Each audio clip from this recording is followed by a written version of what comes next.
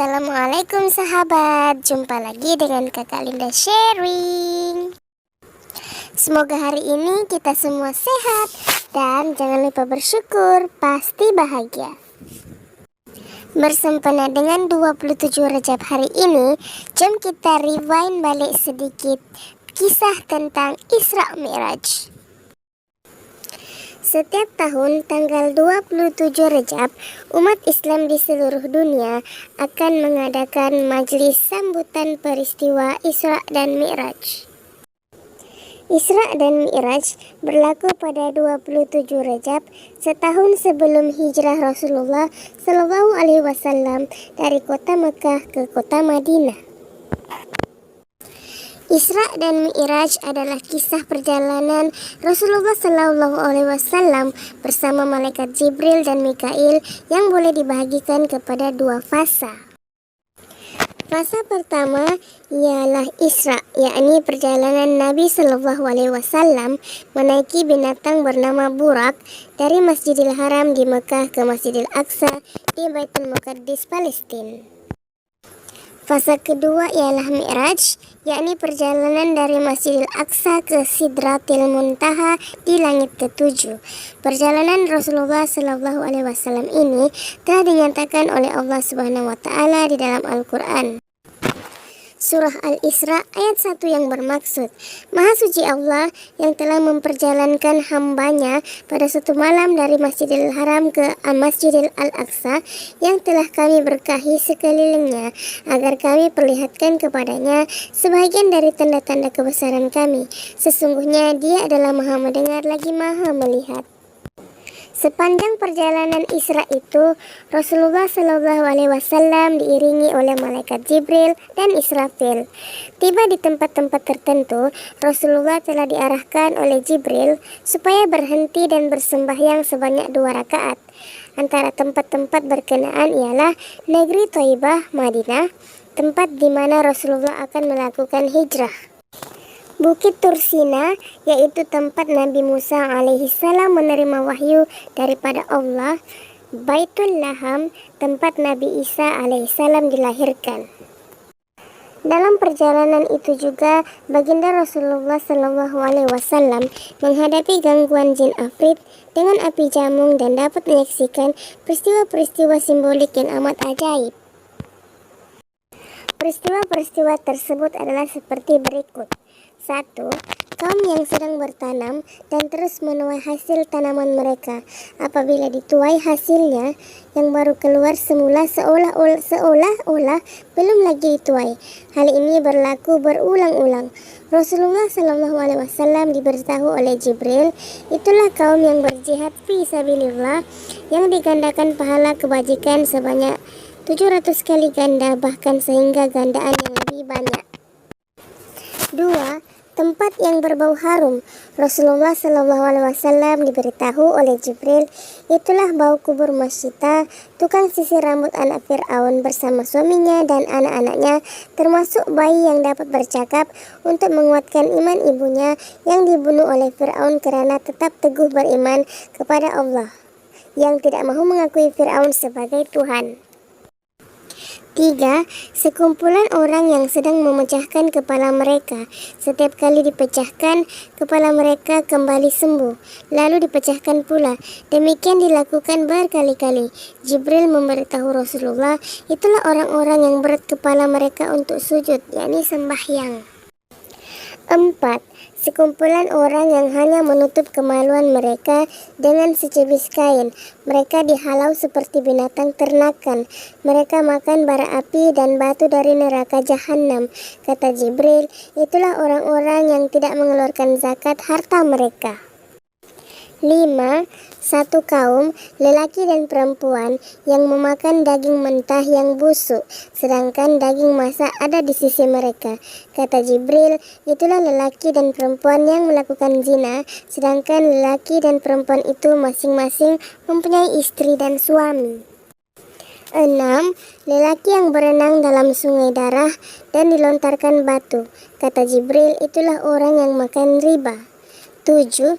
Lelaki yang menghimpun seberkas kayu dan tidak berdaya memikulnya, tapi ditambah lagi dengan kayu yang lain. Kata Jibril, itulah orang yang tidak dapat menunaikan amanah tetapi masih menerima amanah yang lain. 8. Satu kaum yang sedang menggunting lidah dan bibir mereka dengan penggunting besi berkali-kali. Setiap kali digunting, lidah dan bibir mereka kembali seperti biasa. Kata Jibril, itulah orang yang membuat fitnah dan mengatakan sesuatu yang dia sendiri tidak melakukannya. 9. Kaum yang mencakar muka dan dada mereka dengan kuku tembaga mereka.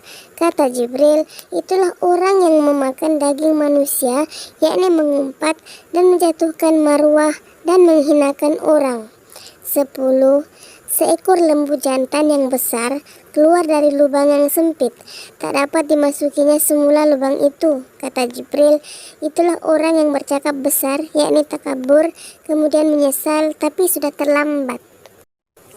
11. Seorang perempuan dengan dulang yang penuh dengan pelbagai perhiasan. Rasulullah tidak memperdulikannya. Kata Jibril, itulah dunia. Jika Rasulullah memberi perhatian kepadanya, nescaya umat Islam akan mengutamakan dunia daripada akhirat. 12. Seorang perempuan tua duduk di tengah jalan dan menyuruh Rasulullah berhenti. Rasulullah SAW tidak menghiraukannya. Kata Jibril, itulah orang yang mensia-siakan umurnya sampai ketua. 13. Seorang perempuan bongkok 3 menahan Rasulullah untuk bertanyakan sesuatu. Kata Jibril, itulah gambaran umur dunia yang sangat tua dan menanti saat hari kiamat. Setibanya di Masjid Al-Aqsa, Rasulullah turun daripada burak. Kemudian masuk ke dalam masjid dan mengimamkan sembahyang 2 rakaat dengan segala anbiya dan mursalin menjadi makmum. Rasulullah SAW terasa dahaga. Lalu dibawa Jibril 2 bejana yang berisi arak dan susu. Rasulullah SAW memilih susu lalu diminumnya. Kata Jibril, baginda membuat pilihan yang betul. Jika arak itu dipilih, nescaya ramai umat baginda akan menjadi sesat. Semasa Mi'raj naik ke Hadratul Qudus menemui Allah Subhanahu wa Ta'ala. Didatangkan Mi'raj, yakni tangga yang indah dari surga. Rasulullah SAW dan Jibril naik ke atas tangga pertama, lalu terangkat ke pintu langit dunia. Di langit pertama, Rasulullah SAW dan Jibril masuk ke langit pertama, lalu berjumpa dengan Nabi Adam alaihissalam. Kemudian dapat melihat orang-orang yang makan riba dan makan harta anak yatim, dan melihat orang berzina yang rupa dan kelakuan mereka sangat hodoh dan buruk. Penzina lelaki bergantung pada susu penzina perempuan. Di langit kedua, Nabi SAW dan Jibril naik tangga langit yang kedua lalu masuk dan bertemu dengan Nabi Isa alaihissalam dan Nabi Yahya alaihissalam. Langit ketiga, bertemu dengan Nabi Yusuf alaihissalam. Langit keempat, bertemu dengan Nabi Idris alaihissalam. Langit kelima, bertemu dengan Nabi Harun alaihissalam yang dikelilingi oleh kaumnya Bani Israel. Langit keenam, bertemu dengan nabi-nabi. Seterusnya dengan Nabi Musa alaihissalam. Rasulullah mengangkat kepala yang disuruh oleh Jibril lalu dapat melihat umat baginda sendiri yang ramai, termasuk 70.000 orang yang masuk surga tanpa hisab. Di langit ketujuh, bertemu dengan Nabi Ibrahim Khalilullah yang sedang bersandar di Baitul Makmur dihadapi oleh beberapa kaumnya. Kepada Rasulullah SAW, Nabi Ibrahim alaihissalam bersabda, engkau akan berjumpa dengan Allah pada malam ini. Umatmu adalah akhir umat dan terlalu daif, maka berdoalah untuk umatmu.